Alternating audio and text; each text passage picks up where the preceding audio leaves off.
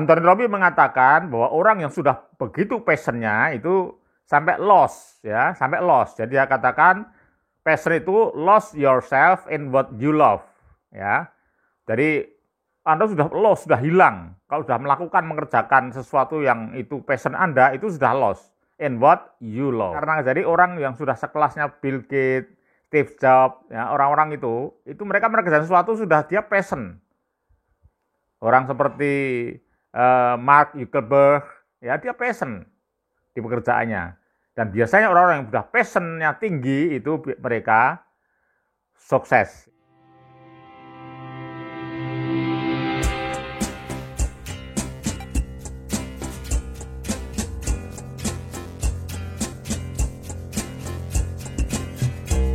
Assalamualaikum warahmatullahi wabarakatuh. Ketemu lagi dengan saya, trainer Amir Faisal.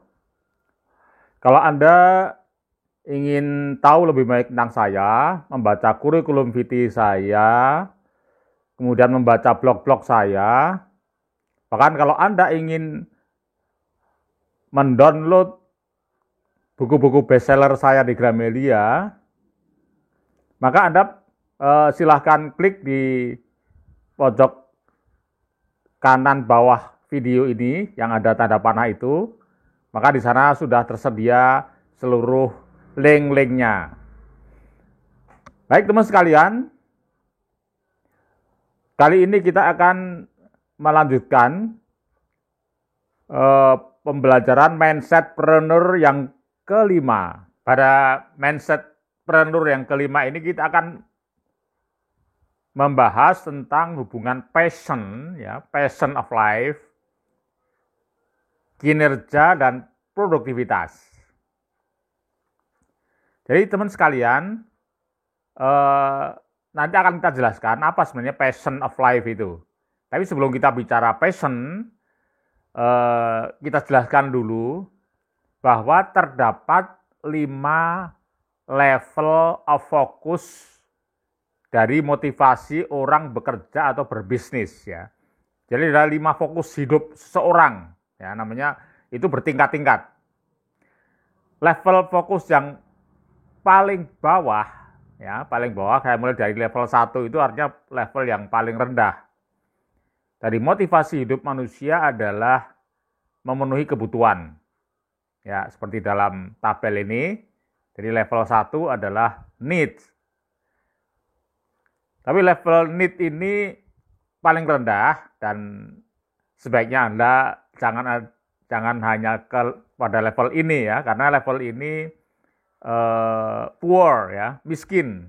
Jadi kalau orientasi Anda setiap hari hanya berfokus butuh ini dan butuh itu, artinya Anda masih miskin. Maka supaya tidak menjadi miskin, maka angkatlah level Anda menjadi level 2, yaitu want atau ingin, ya. Jadi want itu begini. Want itu adalah menunda dari kebutuhan. Jadi kita ubah yang tadinya kita butuh menjadi hanya kita ingin. Ya, itu level yang kedua. Ini sudah lumayan. Tetapi teman sekalian, ada satu hal yang Anda harus waspada, karena level 1 ini sifatnya deceive, ya. Sifatnya apa? Deceive. Deceive itu mengecoh, ya, mengecoh. Jadi orang yang keinginannya terlalu kuat itu bisa terkecoh. Tapi tetap kita harus memiliki keinginan. Bahkan kalau dalam training offline itu kita pacu peserta untuk membuat 100 keinginan. Sebab dari keinginan-keinginan yang mereka kumpulkan, yang mereka susun itu menunjukkan capaian-capaian yang diinginkan. Ini penting, ya, penting. Sebab keinginan itu sebenarnya juga merupakan energi. Tetapi kalau sebatas kita pada dikendalikan oleh keinginan, maka dia akan terkecoh. Contoh begini, misalnya contoh seorang sales. Seorang sales yang sangat ambisius untuk mendapatkan bonus, ya, komisi dan sebagainya, Ya, dia fokusnya pada keinginan karena dia ingin segera bisa punya mobil pribadi, misalnya. Dalam otaknya, ya fokusnya itu karena dia ada keinginan nanti kalau saya dapat bonus segera bisa beli mobil atau uang muka mobil misalnya. Maka dia akan terkecoh. Terkecohnya apa? Nanti dia sangat ambisius. Jadi karena dorongannya itu energinya jadi negatif. Jadi dia jadi mendikte kepada customer. Nanti customer akan merasakan ketidaknyamanannya. Apalagi kalau customernya sudah menunjukkan bahwa nggak minat, misalnya seperti itu. Maka semua kecerdasan dari sales itu akan hilang. Ya, dia jadi dikte, jadi maksa dan seterusnya. Padahal prinsip dari menjual itu yang paling awal adalah make relationship, ya, kita membangun, ya, build relationship. Jadi sudah rusak nanti kalau seperti itu. Nah, ini contohnya. Jadi bisa keinginan yang menggebu-gebu akan menjadi ambisius dan kemudian akhirnya menjadi tidak cerdas. Maka dalam tahap ini keinginan sudah menjadi deceive atau mengecoh. Nah, teman sekalian, agar keinginan itu tetap bisa menjadi energi tetapi tidak mengecoh, maka kita naikkan levelnya menjadi dream. Ya, menjadi dream. Jadi dream itu impian. Jadi kalau tadi want itu adalah kebutuhan yang ditunda, menjadi keinginan, ya. Ditunda, misalnya saya ingin mendapatkan mobil tidak harus sekarang tetapi saya tunda. Tapi di dalam dream ini kita program. Jadi keinginan-keinginan itu supaya tidak membuat kita ini menjadi ambisius, ya, menjadi ambisius, maka kita buat program namanya dream, ya, memprogram sebuah mimpi. Nah, teman-teman sekalian, bagaimana caranya membuat program mimpi atau dream building yang disarankan oleh para pakar NLP berkelas dunia? Ini sudah saya buatkan platform digitalnya. Ya, nanti silahkan Anda buka platform digital TOT NLP 4 Amir. Sekali lagi ya, nanti Anda silahkan simak di TOT NLP 4 Amir. Di sana sudah saya buatkan tahap-tahap membangun mimpi, ya, kemudian bagaimana membangun mimpi buat dream board, kemudian menggunakan Toto model dan seterusnya. Ya, silahkan Anda simak karena nggak akan kita bahas lagi sekarang. Nah, itu dream. Teman sekalian, sebenarnya masih ada lagi level di atasnya dream, yaitu passion atau passion of life. Apa passion itu? Jadi begini, kalau dalam dream building tadi Anda bisa mendeskripsikan dream Anda, kemudian Anda buat boardnya, kemudian Anda buat angka tahunnya dan seterusnya, ya, Anda rinci dengan Toto model dan seterusnya. Tapi dalam passion ini, ya, Anda bisa merasakan emosi dari ketika impian Anda sudah tercapai. Nah, ini passion, ya. Jadi passion ini karena Anda sudah bisa menikmati emosinya, ya, emosinya impian, maka Anda bisa fulfilling, ya, fulfillness, ya, bisa seperti itu. Apa contohnya passion itu? Jadi passion itu seperti ini. Jadi passion itu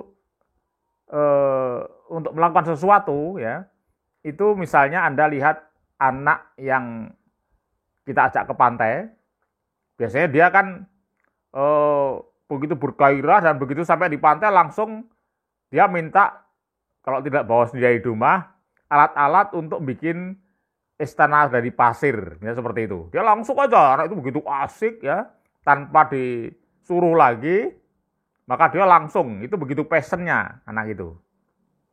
Contoh passion lain adalah pengantin baru. Nah, maka di sini passion itu definisinya apa? Passion definisinya adalah kita tidak pernah berpikir dua kali untuk tidak melakukannya. Sekali lagi ya, karena begitu fulfillness-nya, maka passion itu kita tidak pernah berpikir dua kali untuk tidak melakukannya. Ya, tadi kayak anak yang main di pantai tadi tidak berpikir dua kali lagi, dia langsung aja.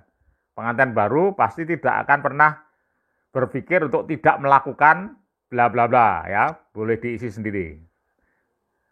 Nah, kalau Anthony Robbins berbeda lagi.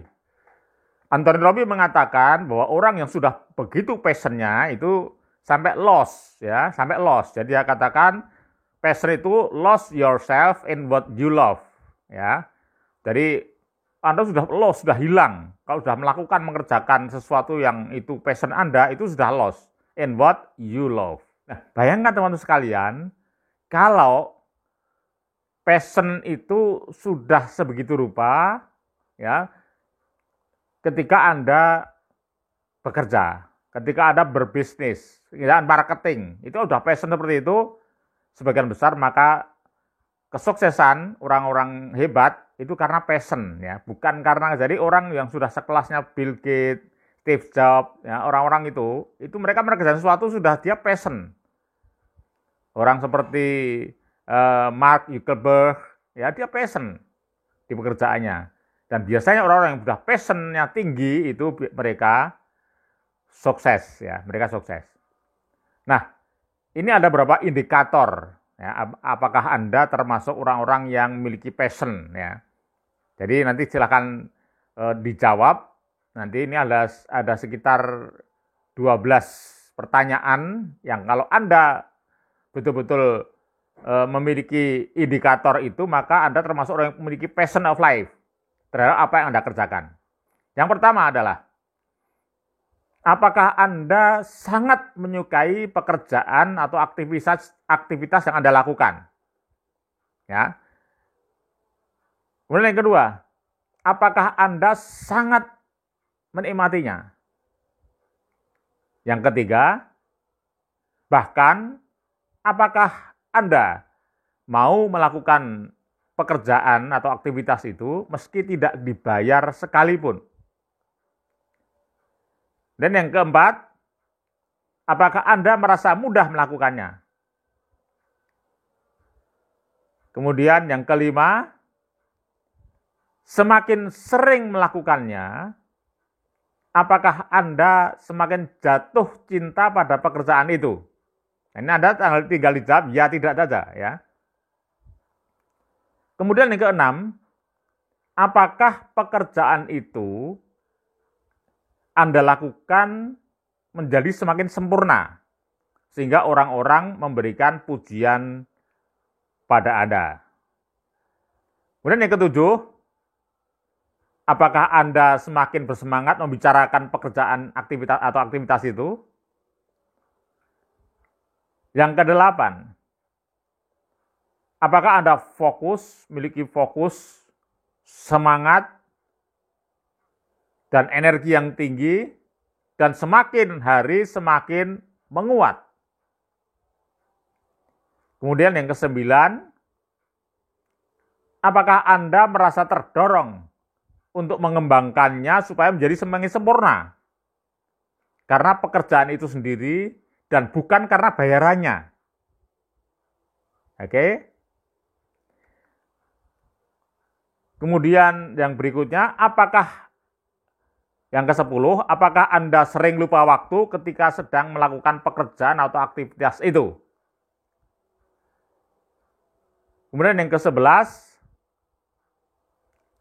apakah Anda merasa tingkat kepuasan melakukan pekerjaan atau aktivitas itu jauh lebih tinggi dibandingkan imbalannya? Ya, apakah itu berupa uang, keuntungan, income, ya, atau gaji, dan seterusnya. Oke, nanti kalau Anda lebih banyak dari 11 atau 12 pertanyaan tadi lebih banyak iya, maka terhadap apa yang Anda lakukan itu, Anda sudah memiliki passion yang tinggi. Maka dapat diharapkan Anda akan mendapatkan kesuksesan di bidang yang Anda tangani itu. Nah, ini level yang di atasnya level dream atau mimpi. Baik teman sekalian, sampai ketemu lagi pada bagian yang ke-6. Ya, nanti kita akan melihat ya apa yang sudah kita bicarakan mulai dari mindsetpreneur 1, 2 sampai 5 itu kita akan memodel ya. Kita akan melihat bagaimana sebenarnya para entrepreneur sejati itu ya. Jadi nanti kita akan bicara bagaimana meniru habit para entrepreneur. Sampai ketemu lagi. Sekian. Assalamualaikum warahmatullahi wabarakatuh.